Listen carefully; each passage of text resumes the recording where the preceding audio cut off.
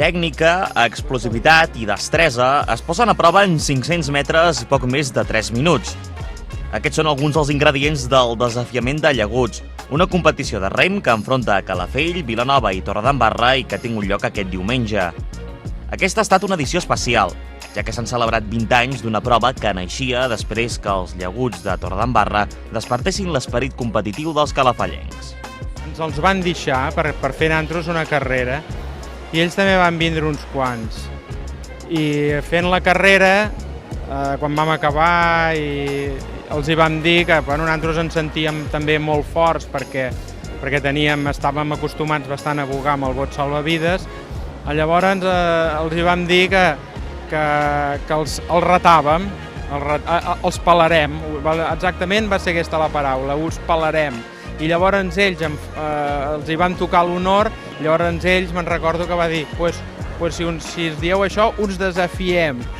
Amb un ambient de germanor, la competició ha arrencat a 2:15 des del parador de la confraria de pescadors i s'ha dividit en dues categories, la de veterans i sèniors, tant en masculí com en femení.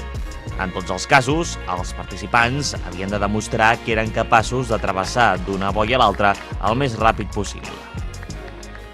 Un dels grans triomfadors de la jornada han estat els nois del sènior, que han acabat per davant dels torrencs.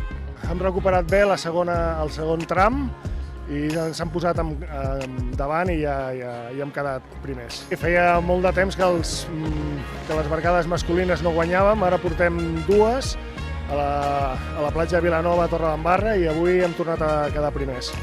Per la seva banda, les noies del sènior no han pogut repetir en aquesta ocasió el triomf aconseguit fa poques setmanes en la prova de Torredembarra i han finalitzat terceres. Tot i així, han plantat cara a les seves adversàries, com explicava una de les seves components. I sí que hem tingut opcions, sempre n'hi ha, tots tenim opcions. L'únic que hi ha carreres que surten millor i carreres que no surten tan bé. I hi ha competicions que podem guanyar, competicions que no, però jo crec que el nivell està molt igualat entre tots. I pel que fa als veterans, tant nois com noies han quedat en una meritòria segona posició. A les noies, de fet, se'ls hi ha resistit la victòria per escassos metres i han acabat per darrere de les vilanovines, mentre que els nois no han pogut superar els torrencs.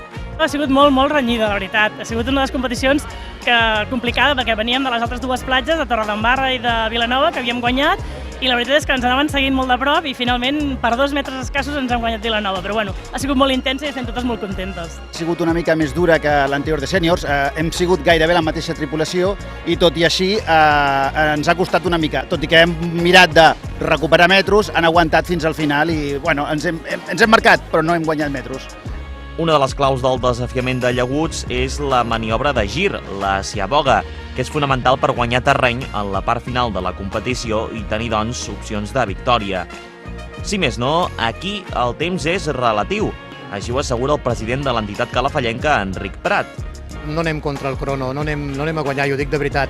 Nosaltres entrenem tot l'any, però entrenem vol dir que fem una horeta i mitja d'entrenament, cada un va als entrenaments que pot, si només pots amb una a la setmana xerrem, expliquem les nostres penes, a vegades a dalt de mar parem a dintre mar i xerrem una estona i algú té un problema i l'explica, vull dir que vam sent un grup de molt amics que estem remant i ho estem passant molt bé, hi ha molt de caliu, de veritat.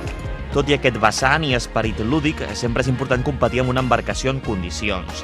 En aquest sentit, l'entitat dedicada al rem espera poder disposar d'un nou llagut a principis de l'any vinent, després que la seva proposta tirés endavant en els darrers pressupostos participatius.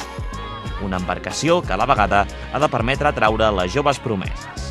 Permetrà que amb les competicions, per exemple, com amb aquesta, doncs tinguem un llagut a l'alçada dels nostres companys de Torredembarra i de Vilanova, que són llaguts que tenen 2 o 3 anys, el nostre entre 15 i 20, no? Llavors necessitem un llagut que pugui tirar i que pugui ser competitiu. Volem aquest any arrencar i recuperar la categoria de júnior, que no la tenim. De fet, ja heu vist que cap dels 3 clubs competim amb júnior. Per la seva banda, des de la regidoria d'Esports, han destacat el vessant aglutinador que té aquesta entitat esportiva. S'han fet sempre d'una manera continuada, que s'han fet amb una vocació d'apertura social, de que tothom tingui un lloc.